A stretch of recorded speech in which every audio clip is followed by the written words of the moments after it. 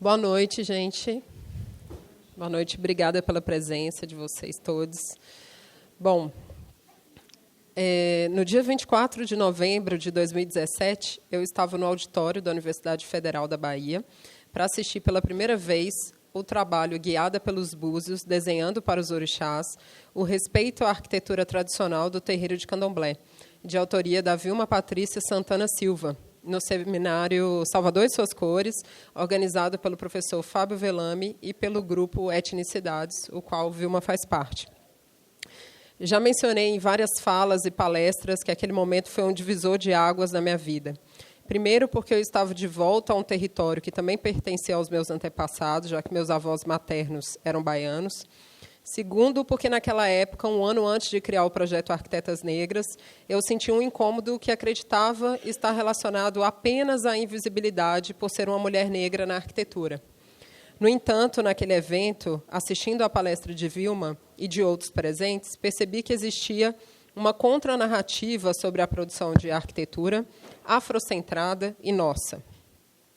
A luta contra a colonização, o machismo e o sexismo na nossa área de conhecimento era também uma batalha epistemológica. Desde então, tenho me conectado com a mente brilhante e a força gigante da arquiteta afro-brasileira Vilma Patrícia. Já fomos parceiras em uma publicação, estamos juntas no projeto Arquitetas Negras e, recentemente, compartilhamos a diretoria do Cambará, Instituto de Fomento à Arquitetura Afro-Brasileira, com Audrey, Caísa, Tamires e Cheryl, que estão ali no cantinho. Nossos caminhos e ideias se cruzaram em Salvador, São Paulo e Veneza.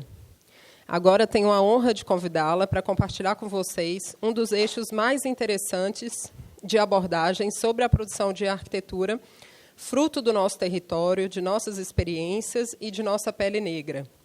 Criar, pensar e respeitar o processo de produção de um projeto de terreiro de candomblé.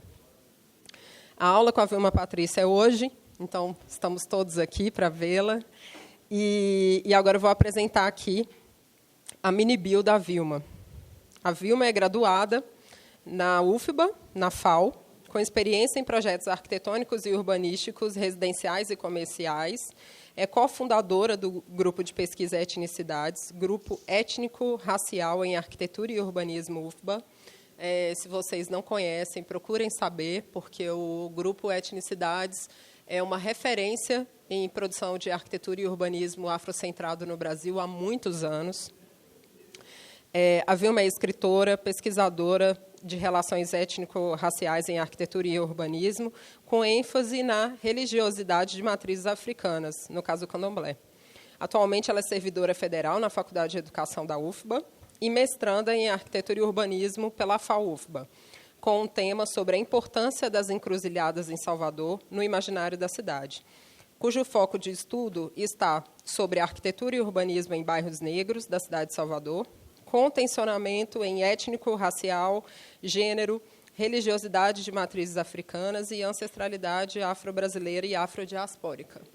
Vilma, muito obrigada por aceitar nosso convite. Fica à vontade. Muito obrigada. O microfone é seu. Boa noite, boa noite. Gabriela, muito obrigada. É uma honra poder estar aqui hoje. Agradeço também a Bia, a Escola da Cidade, por estar, nesse momento, trazendo esse trabalho que, para mim, é muito importante, né, enquanto arquiteto e urbanista. E também eu reconheço que, para o território ao qual o projeto foi feito, também é muito importante. Então, estou feliz em compartilhar aqui com vocês. Tá? Guiada pelos búzios, desenhando para os orixás, ele nasce a partir de uma inquietação de uma arquiteta na Universidade Federal da Bahia, que não compreende exatamente como esse projeto arquitetônico dialoga com a cidade de Salvador, sendo a cidade de Salvador a cidade mais negra fora de África, né? E os projetos arquitetônicos não tratavam da questão racial, né, nos ateliês, nas disciplinas de projetos. E essa inquietação me leva a pensar que essa arquitetura ela tinha que dialogar não só com a cidade de Salvador, mas também com o Brasil, uma vez que essa arquitetura e esse urbanismo que nós tratamos dentro da academia, ela pode ser reproduzida, ela pode ser projetada por arquitetos, mas ela é construída também, historicamente, por mãos negras. E essa tecnologia ancestral que traz essa produção da arquitetura e do urbanismo também é afro-brasileira, né? Então, eu estava em busca disso. Eu estava em busca dessa arquitetura e urbanismo que eu via nas ruas da cidade de Salvador, quando eu fazia o percurso da faculdade para a minha casa, quando eu fazia visitas a alguns bairros da cidade, e quando eu viajava para outras cidades também. Eu queria saber, dentro da faculdade de arquitetura, como a gente resolvia isso. A cidade de Salvador, para quem não conhece, ela tem muitas ladeiras, né? Ela tem uns desníveis, principalmente em bairros que são considerados periféricos, né? E esse termo periferia não é exatamente pela sua localização, e sim por estar à margem do que é considerado bairro, né? Então, eu queria saber como é que se resolvia esses problemas, como é que eu penso a questão da hidráulica, como é que eu resolvo a questão das chuvas, né, nas cidades, as ruas que alagam nesses momentos, para esses bairros, para esses contextos exatamente, se isso não é abordado na faculdade. Quando eu vou para a aula de hidráulica, eu tenho uma porcentagem ali a cumprir, né, de escoamento da água e tudo mais. Como é que calcula isso nos bairros periféricos, com essa diferenciação? Essa inquietação durou 5 anos dentro da universidade. Nas disciplinas, né, toda a parte religiosa que eram abordadas era uma religiosidade muito mais ligada a igrejas católicas. Cheguei a projetar templos budistas, mas nunca um terreiro de candomblé. Não o bairro negro. E aí eu trago o conceito do professor doutor Henrique Cunha Júnior, que trata o bairro negro não enquanto o bairro que tem a maior população negra em sua quantidade, e sim aquele bairro cuja cultura, expressão, formação, né, tanto técnica quanto estrutural, é feita a partir da população negra enquanto produtora. Então, eu queria saber como fazer isso, como fazer para essa população, né? E o terreiro de candomblé, ele se apresentou para mim. No último semestre, eu estava passando da minha casa para a faculdade, passei em frente ao terreiro do Cantuá, ou Cantóis, que é o terreiro de Mãe Menininha, que fica no bairro da Federação, em Salvador. E, ao passar à frente, eu comecei a pensar como seria um terreiro de candomblé, como é projetar um terreiro de candomblé. Eu não era candomblecista, nunca tinha entrado num terreiro a nível de compreender essa estrutura e nem saber como pensar isso. E, na faculdade, me foi ensinado que o arquiteto tem que sair preparado para projetar tudo, né? O que aparecer. E eu tinha isso, essa responsabilidade, eu tinha essa tensão, mas eu imaginei que eu poderia ter um cliente arquiteto, um cliente candomblecista e não sabia fazer. Então, eu fui com essa proposta, no meu trabalho final de graduação, ser um terreiro de candomblé, fui buscar os professores e recebi a negativa da maioria dos professores quanto à orientação desse projeto. Ninguém queria orientá-lo. Dentre as explicações, terreiro de candomblé não é arquitetura. E me questionei muito porque, no primeiro semestre, uma das disciplinas falava exatamente isso, o que é arquitetura, e tudo era considerado arquitetura. Mas por que o terreiro não é? Por que a casa popular não pode ser uma arquitetura que vamos estudar também na universidade? Por que o terreiro de candomblé não é?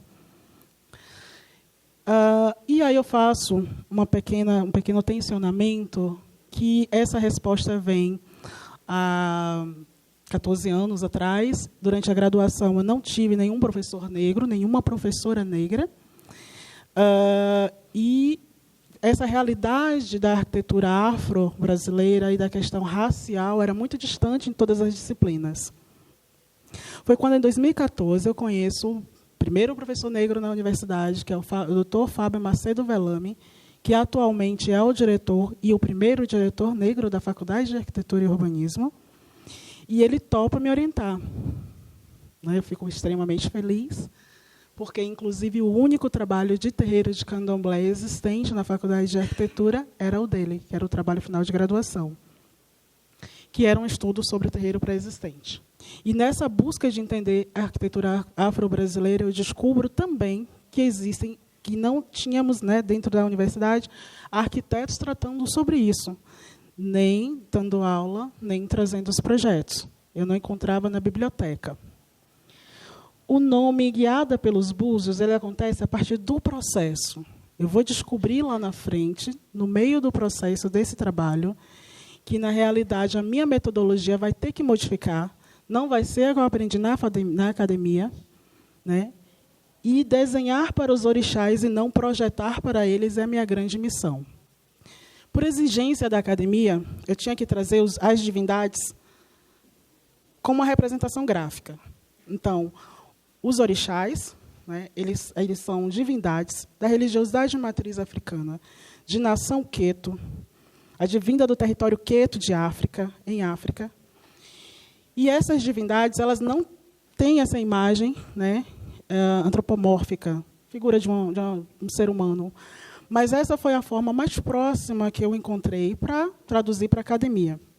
Apresentando, então, aqui é a figura de Exu, Iansã, Oxalá, Iemanjá, Oxum, Nanã, Obaluaê, Oxumaré, Obá, Iroko, o caboclo boiadeiro, que não é um orixá, mas é uma figura da religiosidade afro-indígena, que está inserido na religiosidade matriz africana, né, no terreiro de candomblé.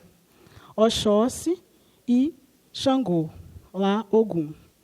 Cada uma dessas divindades são a representação da energia da religiosidade matriz africana. Cada um deles é um elemento da natureza também, a partir da nação Jeje. E é essa energia e é essa natureza que vai ser passada para o projeto arquitetônico e que predomina sobre a prática do projeto arquitetônico também. Então, a temporalidade da pesquisa, ela não vai durar um semestre, como normalmente é na academia. Esse projeto vai durar 1 ano e meio. Isso porque não só o projeto precisava de um amadurecimento, como eu também precisava enquanto pesquisadora, já que eu estava tendo meu primeiro contato na academia com essa temática. Então, no primeiro semestre, eu vou estudar bastante referências bibliográficas, que até então eu não conhecia. Vou fazer a única disciplina relacionada à questão étnico-racial quilombola, que era ministrada pelo professor Fábio Velame. E, assim, a gente também funda o grupo de pesquisa etnicidade, grupo étnico-racial e arquitetura e urbanismo, junto com o professor Fábio. Então, esse primeiro semestre está muito mais ligado a uma pesquisa. No segundo semestre, eu vou para o campo, a pesquisa de campo, projeto e maquete. Esse segundo semestre ele vai ser definido muito mais pelo terreiro, pela temporalidade do terreiro, que é uma outra temporalidade diferente da academia também. Dentre as minhas grandes referências, eu trago o terreiro e a cidade, como Muniz Sodré, porque eu enfrentei muitos desafios, principalmente, né, o porquê que eu estava trazendo esse tema, como eu estava trazendo esse tema. E aí eu fui buscar a resposta exatamente no livro Terreiro e a Cidade, que ele fala sobre territorialidade e identidade, quando diz que o que dá identidade a um grupo são as marcas que nele imprime na terra, as árvores e nos rios. Essa foi a minha primeira direção em relação ao próprio terreiro, que eu ia ter que considerar isso aqui, os rios, as árvores e a terra no projeto arquitetônico. Mas não como elementos que eu não poderia tocar, e sim elementos essenciais de uma arquitetura já produzida, já existente. Também o corpo-território, que é a relação dessa comunidade com o próprio território. É uma relação que, no sentido de que exprime, que expõe ou comunica um saber ao qual deve estar sensível às gerações presentes e futuras. O terreiro de candomblé é ancestralidade, logo, existem algumas questões que passam pela arquitetura e urbanismo que vêm da ancestralidade do próprio terreiro e também de África. Incitando o corpo a vibrar ao ritmo do cosmos, provocando nele uma abertura para o advento da divindade, que é o êxtase, que esse êxtase acontece durante a ritualidade, mas também fora dela. A dança enseja uma meditação que implica, ao mesmo tempo, o corpo e espírito sobre o ser, do grupo e indivíduo, sobre as arquiteturas essenciais da condição humana. Por que pensar corpo-território? Porque o território do terreiro de Candomblé, ele é vivo, como um corpo. Ele sente, ele aplica, ele diz. E essa leitura tem que ser feita pelo arquiteto para que o projeto tenha a função religiosa também para o terreiro. Então, através do grupo Etnicidades, em 2023, novas disciplinas e seminários começam a acontecer. E começamos a trazer discussões sobre terreiro de Candomblé, autores, né, arquitetos e também pessoas não ligadas à área da arquitetura, mas que traziam essas discussões. Foi quando Fábio fala para mim que eu preciso voltar para o campo, mas ele está trazendo uma orientação que a gente fala, que ele é meu orientador, porque a palavra ori significa a cabeça, a parte pensante, né? Então, ele vai trazer essa orientação de que eu não posso seguir exatamente o aprendizado da academia para fazer essa pesquisa. Eu não posso seguir o que tem nos livros apenas, eu tenho que ter essa conversa direta com a comunidade e ter a vivência com essa comunidade para entender de que forma ele funciona. Então, ele fala que não se aprende sobre terreiro de Candomblé em livros, tem que ir até o campo, não se projeta terreiro de Candomblé. Aí eu descubro que o que eu realmente escolhi para fazer não era um projeto para a defesa do TFG. Eu não ia fazer um projeto de defesa, eu ia desenhar para os orixás. Então, eu sou um arquiteto e urbanista que terminou a graduação apresentando um projeto não projetado por mim, e sim pelas divindades. Porque o projeto arquitetônico é pensado por eles, é designado por eles. Em visita a esses terreiros, eu conheço a Denise França. Denise França, soteropolitana da cidade de Salvador, que é Ialorixá, filha de Vanju de Oxum Pará e neta de Rufino do Beiru, ou o Bom do Pó. Por que eu trago essas referências? Porque a gente está falando de ancestralidade, e para a gente se reconhecer dentro da religiosidade de matriz africana, se sabe as raízes. Essas pessoas são filhas e netas de outros candomblecistas. Denise solicita que eu faça o projeto do terreiro dela. Ela tinha apenas o terreno e pede para que eu faça do zero esse projeto. Então, o meu trabalho final de graduação, que seria um lugar imagético, ele passa a ser real, nesse momento. Eu faço todo o planejamento a partir de como a academia me ensina, que é a entrevista com o cliente, pesquisa em loco, fluxograma, pré-dimensionamento, tudo aquilo que a gente aprende a fazer com os nossos clientes. Só que aí, na academia, eu percebo, no terreiro, eu percebo que nada disso vai funcionar, ninguém vai entender o que eu estou falando, e eu não vou conseguir reproduzir isso, muito menos seguir esse cronograma. Então, eu vou fazer uma ruptura epistemológica e metodológica para seguir a linguagem do terreiro, a linguagem da comunidade. Nesse sentido, eu vou trazer como o meu principal foco a oralidade, que é o que acontece no terreiro.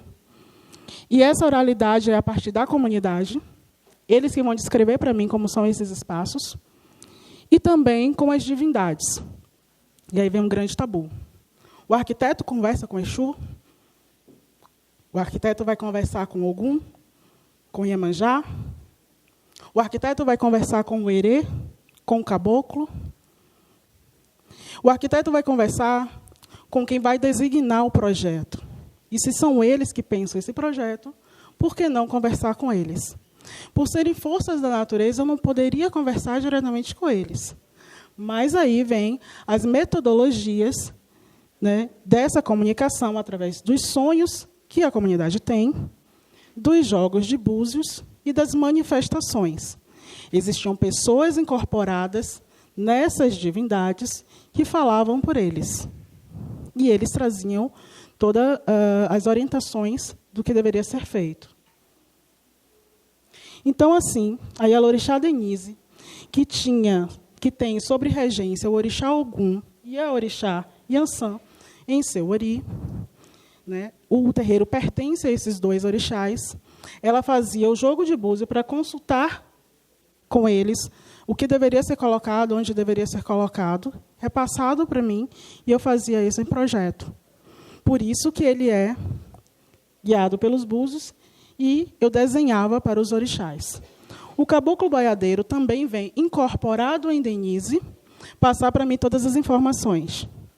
E essa foi uma das melhores etapas de aprendizado que eu tive nesse projeto, porque existiam algumas questões que eu não sabia como perguntar, como, por exemplo, a metragem de um quarto. Né? Como é que eu pergunto a atividade, quantos metros quadrados vai ter um quarto? Então, eu conversava com ele, preciso saber como é que eu vou fazer a dimensão disso aqui. Ele me falava em uma linguagem muito simples, que eu conseguia pré-dimensionar. Pense aí, 3 pessoas deitadas, 2 pessoas em pé, um bode, é esse tamanho. Né? Eu não sabia para que o bode, mas, enfim. Aí eu fui pensar, quanto é que tem um bode, do tamanho tem um bode adulto, 3 pessoas deitadas, considerar mais ou menos, e fui desenhando. Quando chegou no espaço, ele saiu medindo a passos. Ele simplesmente mediu, deu alguns passos e falou, daqui ali, daqui ali. E quando eu fiz a medição dos passos que ele deu, era exatamente, mais ou menos, 9 metros quadrados, que era o que estava sendo pré-dimensionado pela descrição que ele deu. Por que eu relato isso? Por que eu trago isso no projeto? Porque isso é tecnologia ancestral. Eu preciso de um escalímetro para poder fazer o projeto, para medir ali tudo certinho. Eu preciso de uma trena e um pré-dimensionamento, um Neuffer, para poder saber quanto tamanho é um bode. Ele sabe. Então, ele sabe a arquitetura, ele sabe o projeto. Né? Então, isso é tecnologia ancestral. Então, a partir dessa comunicação com as divindades, eu vou diretamente agora para a pesquisa de campo, onde eu vou pesquisar o território. Tenho que trazer essa parte para a academia. Em que território está inserido? Né? O terreno está localizado na cidade de Palmares, Simões Filho, região metropolitana da cidade de Salvador, mais ou menos aqui na BA 093, possui ligação com o Rio Joanes, Riacho das Campinas, tem uma baixa ocupação urbana, é proveniente de antigas fazendas e quilombos, algumas regiões, está mais ou menos a 45 minutos de Salvador. Essa informação aqui relacionada ao riacho, ao rio, né, a parte hídrica, ela vai ser importante, principalmente porque nos terreiros de candomblé a água, né, que a gente tinha falado lá no início, é de suma importância para a sobrevivência do culto.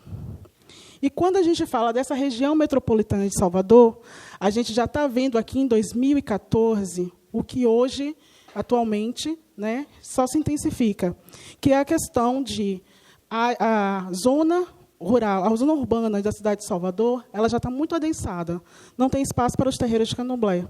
Então, esses terreiros estão migrando ou sendo construídos das regiões metropolitanas, que é onde tem a água e as áreas verdes. E isso já em 2014 acontecendo. A localização do que eu chamava terreno, essas fotos são 2014, gente, estão com a qualidade, né, da época. É um terreno que está localizado na zona rural e com muita área verde. O que me chamava mais atenção era a distância entre as casas, né? Mas eu achava que isso era uma dificuldade, ficava imaginando como é que as pessoas iam chegar até ali e tal. Quando eu converso com a comunidade, ao contrário, eles falam que é perfeito, porque vai ter privacidade para o culto, né, para tocar, para fazer tudo o que é necessário.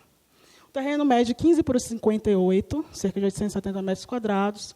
Ao fundo tem o Riacho das Campinas, e tem residências nas laterais. Mas o mais importante desse terreno aqui, também, não tenho foto, mas o mais importante desse terreno aqui é que ele tem muita árvore internamente. Né? As áreas verdes dele aqui também, internamente, é bem importante para o culto. Eu fui analisar esse entorno do terreno, justamente prevendo que em Salvador tem essa migração para a região metropolitana, então eu imaginei como é que estariam, né, esse crescimento urbano ali. Então eu percebi que temos um desenvolvimento urbano já se iniciando, a maioria das edificações eram térreas, algumas que se destacavam eram de 2 a 3 pavimentos, e quando tinha 2 ou 3 pavimentos, eram residência e comércio.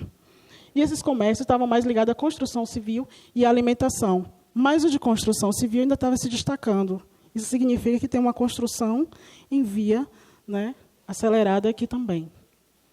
A relação de infraestrutura e meio ambiente foi algo que a própria Ialorixá foi apresentando para mim, porque não tinha coleta de lixo, então ela fazia esse trabalho de conscientização da comunidade próxima também, recolhendo esse lixo, e traz um trabalho de consciência ambiental para a comunidade. Assim como a água também que servida, que era a partir de cisternas e poços artesianos, e a poluição do rio, onde ela faz uma conscientização ambiental a partir da importância, né, dessas águas. A religiosidade, eu só encontrei um único terreiro de candomblé, sempre fechado, tentei várias vezes, e eu sabia que ele era um terreiro de candomblé apenas por causa dessa bandeira aqui, ó, que é a bandeira de tempo.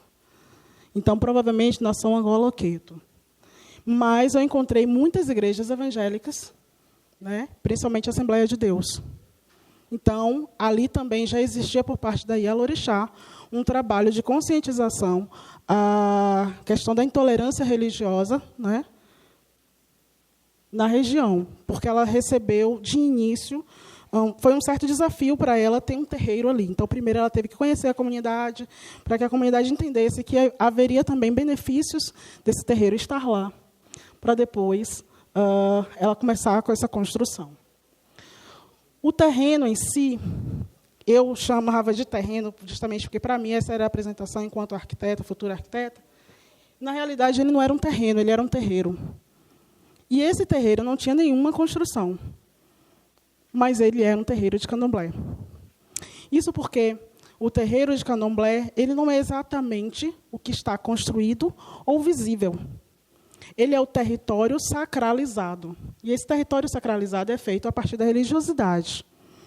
O que é construído do terreiro de candomblé são as áreas nas quais vão trazer proteção e utilização para as pessoas. Mas para o divino, ele está ali implementado. Como no caso de Exu, que já existia aqui na frente um assentamento nessa árvore cortada. Para Ogum, também essa mangueira, onde o axé de todos os filhos do terreiro, que ainda não estava erguido, as paredes, já estavam ali naquele local, naquela árvore. E também do caboclo boiadeiro, que era uma árvore cortada ao fundo. Percebam que todos são árvores, independente de estarem... Fica na frente, né? Independente delas estarem, essas árvores cortadas ou não, são árvores. E essas, aqui ao fundo também é o Xóssi, que não necessariamente é a árvore, mas uma área, onde já tinham sido feitos trabalhos para o Xóssi. Então, é um território sacralizado, é o invisível, mas é o existente. No segundo semestre, eu vou para esses saberes e fazeres ancestrais da oralidade que o jogo de búzio passa para mim. Eu já conheço o território, eu já conheço a comunidade, já tenho essa conversa, e aí vou entender o que as divindades querem. Então, como o terreno já era um terreiro, aqui na frente já tinha a casa de Exu, que era essa árvore aqui, Exu pede para que seja feita outra casa aqui na frente para ele também, que é essa aqui. E também um assentamento aqui na frente. Por que na frente? E por que primeiro Exu? Porque Exu é o Senhor, é a divindade da comunicação e do acesso. Ele é o Senhor que mora nas encruzilhadas. Ninguém passa por nenhum caminho sem a permissão de Exu. Logo, ele é sempre o primeiro. É ele que toma conta da entrada do terreiro. Há a crença que quem passa por essa porta aqui, que vai ser o início, né, a entrada do terreiro, tem que passar por Exu, que é o grande mensageiro. A segunda casa é Ogum, que já tem aqui a árvore dele, que é aquela mangueira, onde a ancestralidade de todo o terreiro já está implementada, que é chamado plantar o axé. E logo em seguida, a casa dele está aqui, que é depois a casa de Exu. E aí fica a pergunta, qual é a casa dele? É essa árvore ou essa que eu irei projetar? A casa dele é a referência.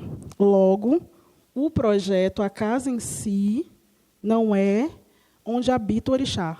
Apenas quando essa casa for sacralizada, a partir da religiosidade de matriz africana, da Yalorixá, é que ela passa a ter sentido como a casa de Ogum. Já a árvore, independente de ter construção ou não, já é a casa de Ogum.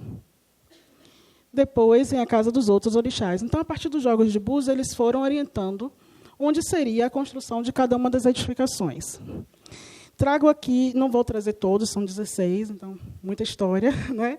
Mas só mais uma referência, que é Xangô, quando Xangô informa que a casa dele tem que ser em frente às Iabás. Iabás são orixás, não femininas, que eles não têm gênero, mas ligada à associação da energia do feminino. Tá? Então, são Iansã, nesse caso aqui, Iemanjá, Oxum e Nanã ficariam em frente à sua casa. Xangô, a energia dele é o fogo. E essas três, a energia é a água. Iemanjá da água salgada, Nanã das águas lamacentas, que é a água e o barro, água doce e o barro, e Oxum, a água doce. Então, eles se separaram, nesse caso, por energia. O fogo de um lado, a água do outro. Isso eu vim descobrindo depois, conversando com o caboclo, perguntando a ele e também fazendo o projeto. E essas associações não foram passadas para mim, nem por um livro, nem de uma vez, assim, a Yalorixá foi contando. Foi a vivência com a comunidade. Eu comecei a frequentar esse espaço, eu comecei a conversar com essas pessoas, para entender essa religião que eu nunca tinha informações, além do racismo, do preconceituoso, né, sobre o que são essas divindades. Também, ao fundo, Iansã, né, como a energia que vai cuidar dessa área daqui, então essa casa aqui fica a casa de Iansã, porque aqui ao fundo vai ser ligada a energia dos que já se foram, a energia dos mortos, que são os ancestrais. E quem cuida dessa energia dos ancestrais é Iansã. Ela que cuida do pós, né, vida. Então, ela está aqui, ao fundo, tomando conta. E ao lado, Oxóssi.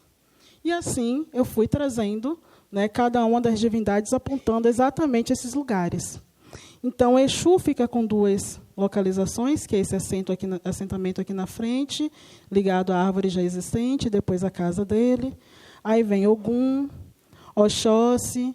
Ogum é irmão de Exu e irmão de Oxóssi, de acordo com a mitologia iorubá.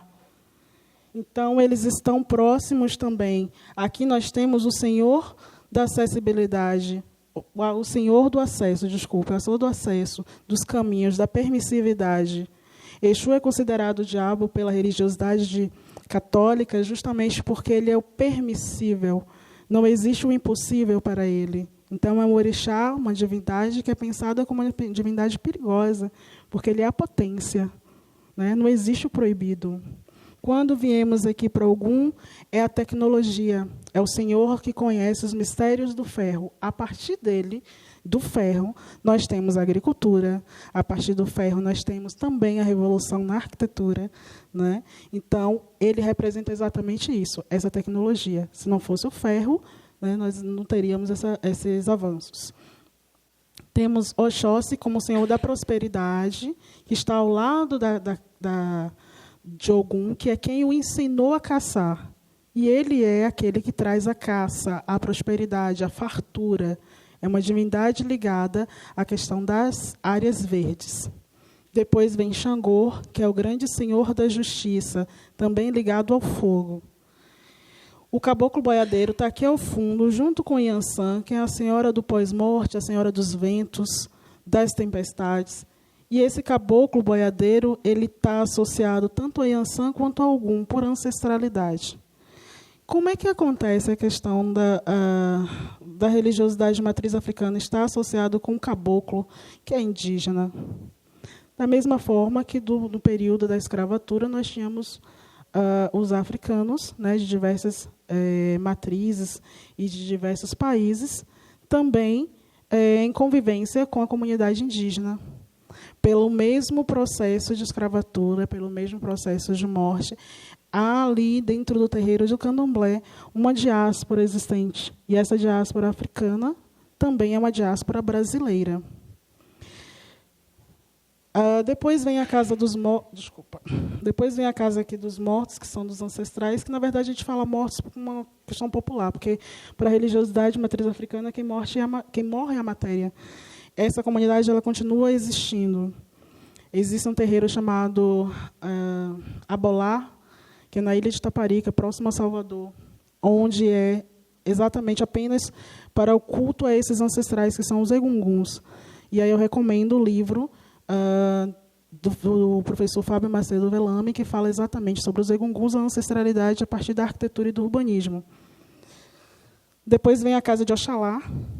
A casa de Oxalá, que é o grande pai do branco, é o orixá que representa essa patriarcalidade ancestral africana, que não é a mesma que nós pensamos aqui enquanto hierarquia, e sim enquanto representação do ser para nascer. Juntamente com Nanã, que é a matriarca, né, a orixá mais antiga entre todos eles, porque existe um Itã que diz que é a partir de Nanã e Oxalá que o ser humano ele é construído, ele é feito. O Nanã pega o seu barro e molda o corpo humano, e Oxalá faz o sopro da vida, e assim vem o que nós chamamos de espírito, e assim é animado o ser humano. Depois a casa de Iemanjá, a casa de Oxum, a casa de Nanã. Nanã ela vem do Jeje Marri, em África. Então, ela vem de uma comunidade que ela vive em família, onde, nesse território, existem outros territórios que são também chefiados por seus filhos, mas a grande matriarca é ela.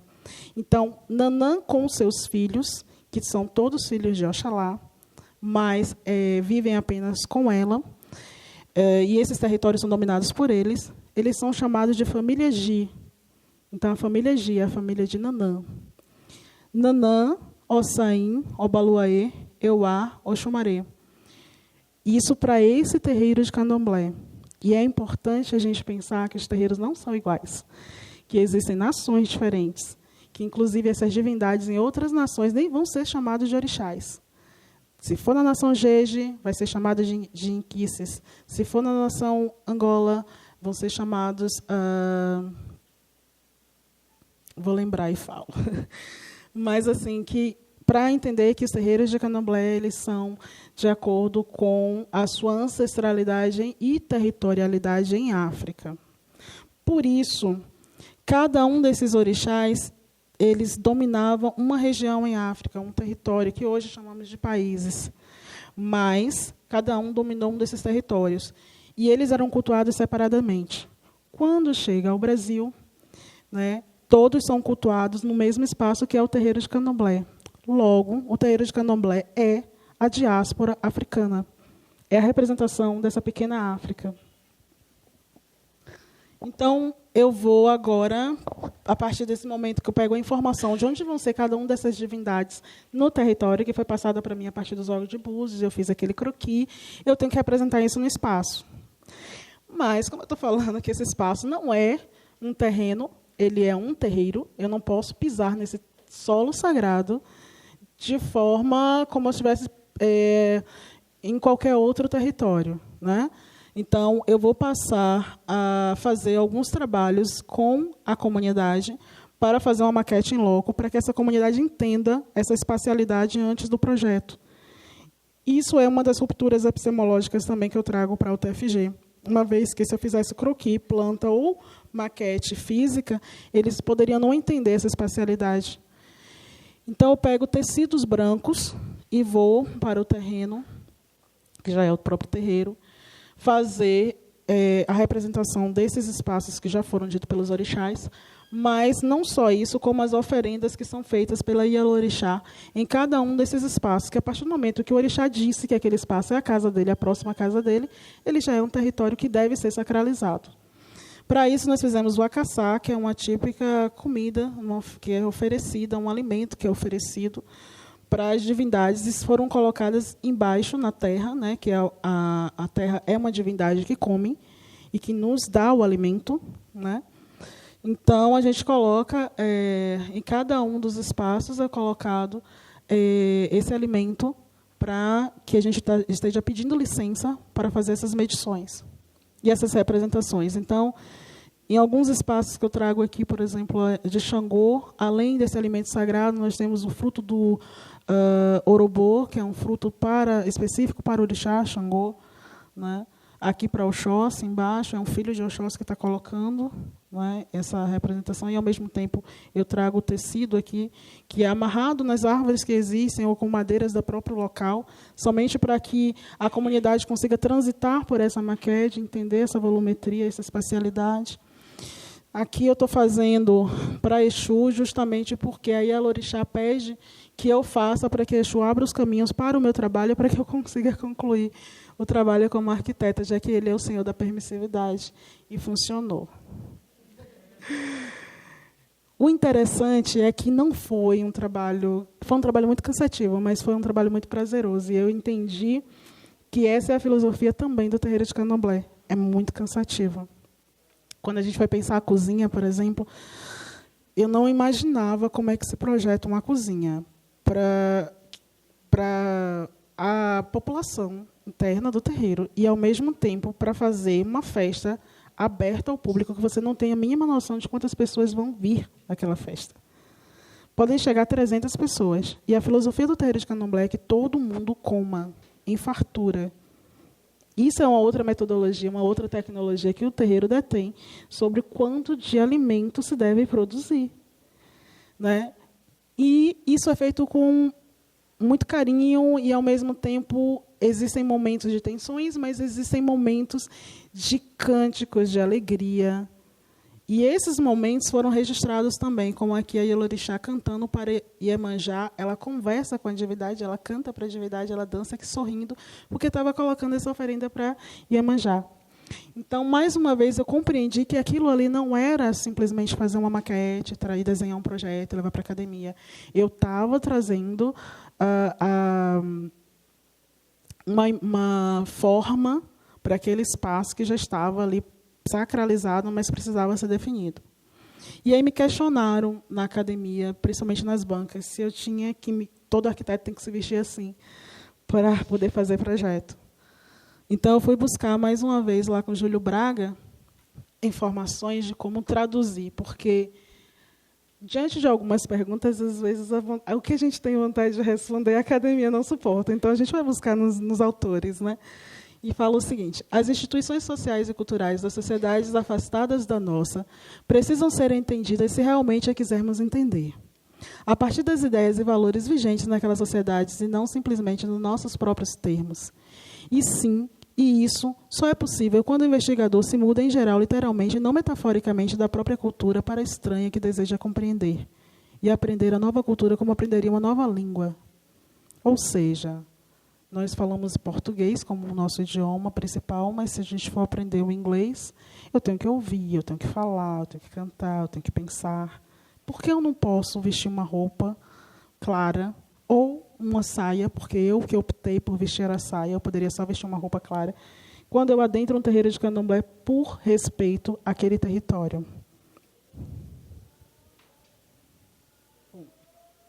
Passei muito...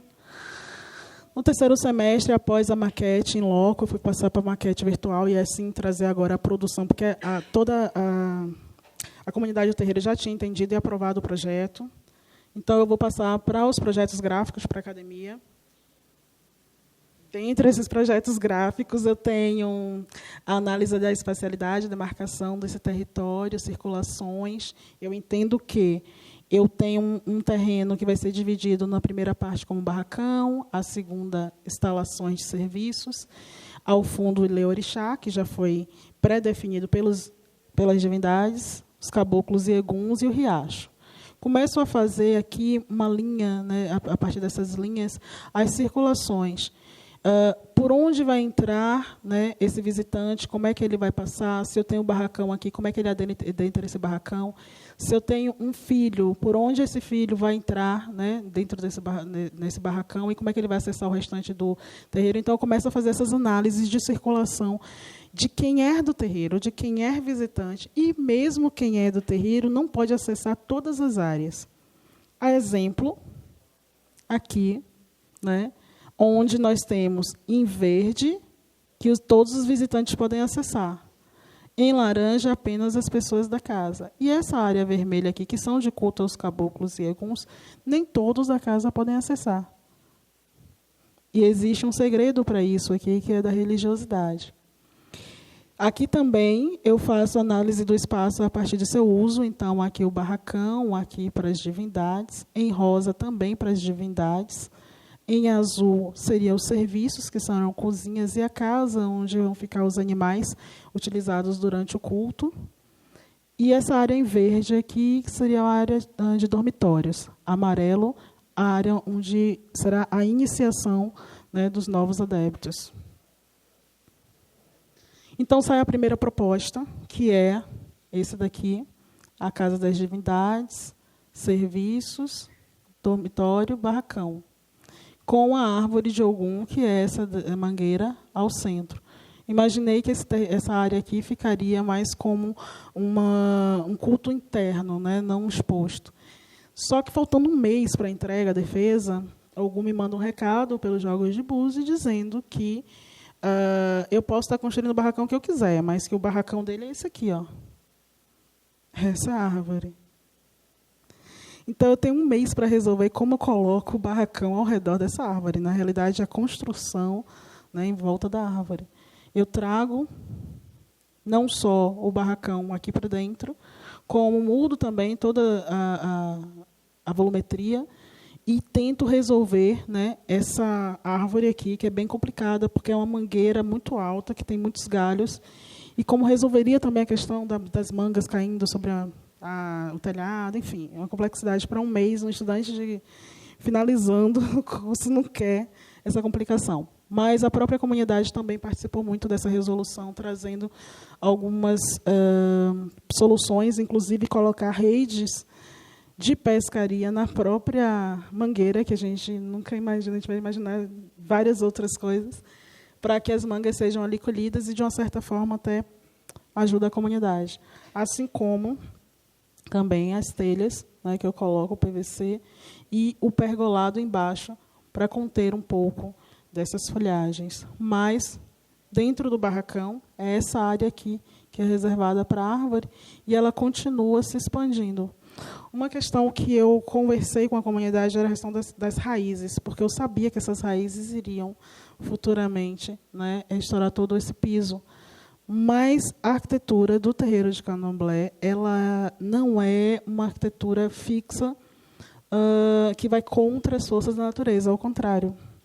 As forças da natureza, ou seja, a raiz dessa árvore vai dar conta desse piso quando ela achar que deve. A temporalidade, ela é uma divindade.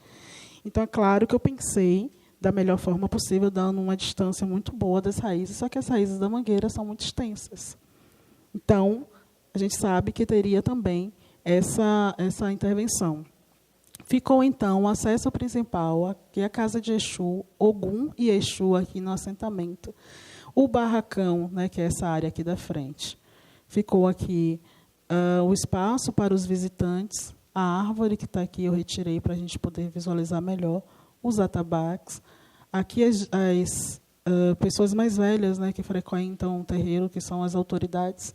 Um quarto para troca de roupas durante o período de festa, uma vez que essas divindades elas fazem a dança aqui, depois ela retorna, que é o xirê, depois elas retornam para trocar de roupas. Aqui os quartos dos filhos, que são acessados também por aqui por fora. O sanitário, que é o sanitário tanto para os internos quanto os externos, no caso, no momento de festa, que sai daqui do barracão, ele tem acesso a esse sanitário, assim como essa área de convivência e alimentação aqui.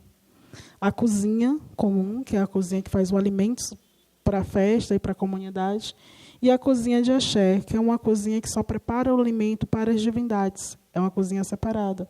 Fica aqui. Trazendo um pouco do detalhe aqui interno, né, dos visitantes. Aqui a vista para a cozinha. Aqui internamente a cozinha, com muitos balcões, porque nós temos uma produção de muitos alimentos. Aqui a cozinha de axé, que tem o fogão a lenha como uma das principais características, justamente porque tem alimentos que só podem ser feitos, produzidos assim. E espaços também com balcões para poder tratar os bichos que estão lá durante a cerimônia.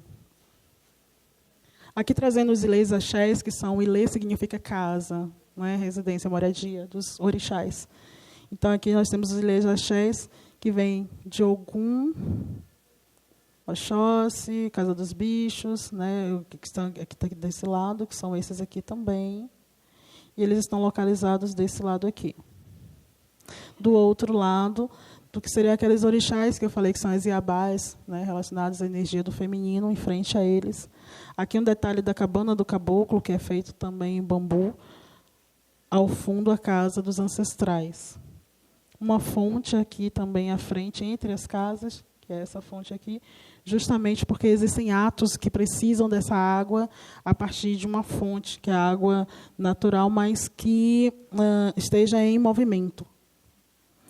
Trazendo um pouquinho de como esses orixás estão representados nos elementos da natureza, nós temos o bambu, que é o bambu é ligado a Yansan, uma divindade, uma característica específica de Yansan, que é Yansan Balé.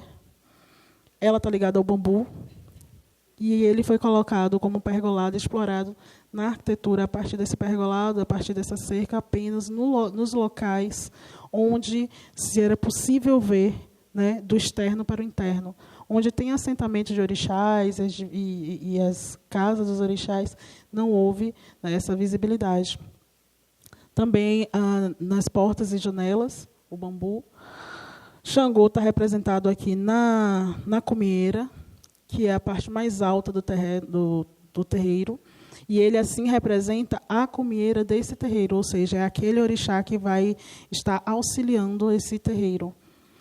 Ogum está representado aqui na árvore, na mangueira, né, onde o axé é implantado. Exu está representado na entrada a partir das plantas espinhosas. Se vocês repararem, não sei se vocês repararam, esqueci de chamar a atenção, mas quando eu estou fazendo a oferenda para Exu, lá no início, lá na pesquisa de campo, fazendo a maquete, o local onde eu estou colocando é exatamente um local que tem bastante plantas espinhosas. Isso porque é uma característica dele. Mais uma vista aqui da fachada principal, né, de como ficam os elementos nesse ilê axé. Aqui uma representação do que a gente estava falando sobre aquela espacialidade, onde, em momentos de festa, como a fogueira de Xangô, que é uma das festas que acontece também nesse terreiro, essa espacialidade ela pode mudar, essa circulação no terreiro ela pode mudar. E aqueles espaços onde, normalmente, as pessoas que não são do axé não circulam, nesse momento exato ela vai poder circular. Na festa de Xangô, as pessoas vão chegar aqui na porta principal, vão passar pelo barracão onde o orixá está dançando, mas vão poder ter acesso pela porta lateral. Elas vão poder ter acesso ao fundo da casa, que é aqui na casa de Xangô, que é onde é feita a fogueira dele. Né? E ele dança aqui a partir dessa fogueira. A festa acontece aqui também, em 2 momentos. Então, é o único momento onde as pessoas fazem esse acesso. Por isso, no barracão foi feito também uma porta lateral. E outras festividades também que modificam. E aí teve a defesa, né, do trabalho final de graduação, a maquete, a Yelorixá e toda a comunidade esteve presente. E eu me torno, assim, também iniciada no candomblé, um amor-orixá. Eu assim, me inicio na religiosidade de matriz africana por entender que a minha relação não era apenas como arquiteta. O terreiro me tornou arquiteta e eu entendi que ali, a partir daquele projeto, eu percebi como eu poderia ser uma arquiteta, né, para a sociedade. Então, eu comecei a fazer alguns desdobramentos, que é a assessoria técnica para o projeto de terreiro de candomblé. Eu percebi que existiam muitos terreiros que precisavam dessa assessoria para projetar. Então, tem aí o Ilê Axé, o Cune Leoie Aió, né, que eu fiz um projeto de adaptação da casa do terreiro existente e fiz projetos de infraestrutura na ilha de Taparica. Também o Onzum, Nigunzo e Zac, Nise, Yandandalunda e Equitembo, Tatanselmo, onde eu fiz o projeto de acessibilidade, rampas e elevadores, porque, dentro desse terreiro, ele cedeu uma parte do terreno para que a população que estava num bairro, né, abaixo, com um nível muito abaixo do terreno, tivesse acesso ao ponto de ônibus em cima. E como tinham pessoas idosas, ele pediu um elevador para a gente colocar nesse terreiro, justamente para essas pessoas conseguirem acessar, em vez de fazer uma volta muito grande. Então, a gente fez esse projeto, não foi executado, infelizmente, até o momento, porque ele faleceu, né, no período da Covid, e aí o projeto não foi à frente, mas ele está registrado. E esse aqui, que é um dos projetos que eu mais assim, tenho um grande carinho, porque foi um dos primeiros terreiros também que me ajudou com a pesquisa de campo. Né, também tem um caboclo boiadeiro aí que conversava comigo e me explicava o que era a arquitetura de terreiro de candomblé, que é o Zoncayongo. O grande problema desse terreiro é justamente por estar numa área periférica e que o nível do terreiro está abaixo do nível da rua. Então, quando chove, ele alaga. E a gente fez todo esse projeto aí de construção e também de pavimentação e elevação do nível do terreiro. E ainda estamos fazendo esse projeto. Estou passando para o outro lado. Bom, são palestras, eu vou adiantar um pouquinho por causa do tempo, mas assim, os desdobramentos que aconteceram foram que eu há 11 anos faço projetos de terreiros de candomblé para terreiros de candomblé, sendo projetos executivos, projetos de reforma, projetos de ampliações. Também, a partir do IFAM, IPAC, que são as instituições que tratam da questão da patrimonialização e do tombamento desses terreiros, onde a gente faz a regularização. E também fazemos o histórico, né, arquitetônico desses terreiros. Faço as palestras nacionais e internacionais relacionadas à religiosidade de matriz africana. Tem uma pesquisa que se chama Entre a Cadeira das IAs e a Cadeira de Arruá e a Cadeira das IAs, onde eu falo sobre a religiosidade de matriz africana e as suas contribuições para o urbanismo de Salvador e do Recôncavo, a partir da participação das matriarcas negras, né, dos terreiros, como essas mulheres negras contribuíram para essa urbanização da cidade. Também, né, o livro Desdobramentos, como o livro Arquitetas Negras, que foi o meu primeiro trabalho com a Gabi, onde eu falo sobre a complexidade dessa liberdade, né, e visibilidade para arquitetas negras e suas produções, porque nós trazemos, não que todas as arquitetas negras tragam suas produções a partir da raça, mas que, quando trazemos, temos a dupla dificuldade, né, da questão de acesso a esse local e dos nossos trabalhos e nossas temáticas também serem acessadas e divulgadas.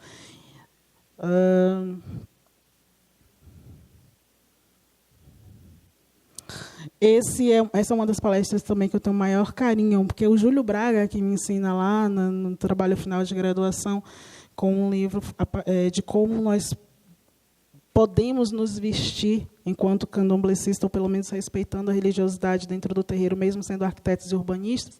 Ele está ali na palestra comigo, junto com a Edicinha. Então, foi um momento muito interessante, porque eu apresentei esse trabalho lá no terreiro, sob a presença dele. Também faço essas apresentações nos terreiros de candomblé. Esse caso aqui é de um professor da Universidade Federal da Bahia. Ele fala sobre a questão étnico-racial a partir da educação, e eu vou fazer essa roda de conversa e de diálogo no terreiro. Opa! Também sobre o IFAM e o IPAC, é interessante a gente trazer a relação desses terreiros, porque são terreiros já tombados, né? E esses terreiros tombados, eles têm muita dificuldade em trazer para as instituições, para os órgãos públicos, que a legislação máxima é a legislação do terreiro. Quem dita as leis e as regras são as divindades. Então, existem quartos, por exemplo, que não têm janela, mas que, pela legislação, a acessibilidade, a ventilação, tem que ter, né, janelas e portas, enfim. Mas que, quando o IFAM ou o IFPAC, ou seja qual for a instituição, faz essa exigência para o terreiro, ele está modificando a ancestralidade do culto. Logo, essa arquitetura ela deve seguir as legislações, né, do próprio terreiro, senão você está modificando o culto e não protegendo esse patrimônio. Também falo sobre a questão do impacto urbano verde desses terreiros, e isso se trata também do plano de conservação, que é pensar esses terreiros de candomblé enquanto pulmões da cidade de Salvador, pulmões das grandes cidades, porque eles têm uma área de preservação muito grande na área verde, Então, eles têm esse papel de preservação do meio ambiente. Para isso, nós fizemos um trabalho com a Universidade de Harvard, onde tem um artigo e um livro publicado sobre alguns terreiros lá da cidade de Salvador. Também, em 2013, participei da Bienal, Francine Moura, que está aqui, arquiteta, e fizemos a apresentação desse trabalho e também um trabalho que eu tenho muito orgulho, que é a Encruzilhada, que nós criamos, né, a Francine cria também com o trabalho do Iluinã, na entrada, né, do SESC. Esse ano, 2023, foi lançado o livro Autobiografias e Territórios. Eu escrevi esse livro com mais 12 autores negros, onde nós falamos de territórios negros a partir das nossas afetividades enquanto crianças. Então, eu descrevo a minha cidade a partir da minha memória enquanto criança, mas uma criança negra nesse território. E vou trazer também um pouco sobre o que é essa religiosidade de matriz africana na infância. O Instituto Cambará, que é o Instituto de Fomento à Pesquisa e Arquitetura Brasileira, onde as diretoras estão aqui, e eu estou diretora de Pesquisa e Extensão, e nessa pesquisa também trato da questão étnico-racial. Dia 3 do 6, todos estão convidados, né, para o pré-lançamento do Corpo da Terra, que é um documentário sobre o convite da Gabriela de Matos. Nós filmamos lá em Salvador para falar do terreiro Casa Branca, que é o primeiro terreiro tombado do Brasil e que estava sofrendo com uma área, né, de preservação, uma área interna do próprio terreiro, que estava sendo invadida a partir da construção de uma edificação de cerca de 4, 5 pavimentos, tirando toda a privacidade do terreiro e, ao mesmo tempo, ameaçando algumas casas, como a casa de Obaloaê, e a privacidade do culto. Essa casa estava sendo construída de forma ilegal. Esse documentário é também uma denúncia, né, sobre isso. A partir desse documentário, que foi narrado, né, pelo Ilhaxé, da Casa Branca, que é o Corpo Terra, também foi produzido e dirigido pela Day Rodrigues, e que tem a Genoveva, que é a Equed Isaura da casa, a Yalorixá Neuza, né, e eu estou também, né, fazendo uma fala sobre essas questões. E ele foi exibido na 18ª Laboratório do Futuro, na exposição Terra, no pavilhão brasileiro da Bienal, sobre a curadoria de Gabriela de Matos e Paulo Tavares, e ganhamos pela primeira vez, né, o Leão de Ouro em 2023. Então, agora, em 2024, dia 3 do 6, será na sala de cinema, lá na cidade de Salvador. Estão todos convidados, vai ser incrível. Para finalizar, meu projeto de pesquisa chamado Cidade das Encruzilhadas, Salvador nas Encruzilhadas das Vidas, onde eu trato a questão da religiosidade matriz africana, eu trato a questão da economia, da cultura, da arte, da ancestralidade negra e também do feminismo negro, que são 7 temas, a partir de 7 bairros na cidade de Salvador, trazendo como metodologia as encruzilhadas. Então, eu trago esses 7 temas em 7 encruzilhadas da cidade de Salvador. Com isso, eu encerro a apresentação. Peço desculpa por ter passado um pouquinho do tempo, mas acho que esse diálogo da gente precisava de trazer um certo detalhamento. Aqui o projeto não está completo, mas vou deixar com a Gabi depois para poder compartilhar com vocês. Agradeço e estou aberta a perguntas, a diálogo, a troca.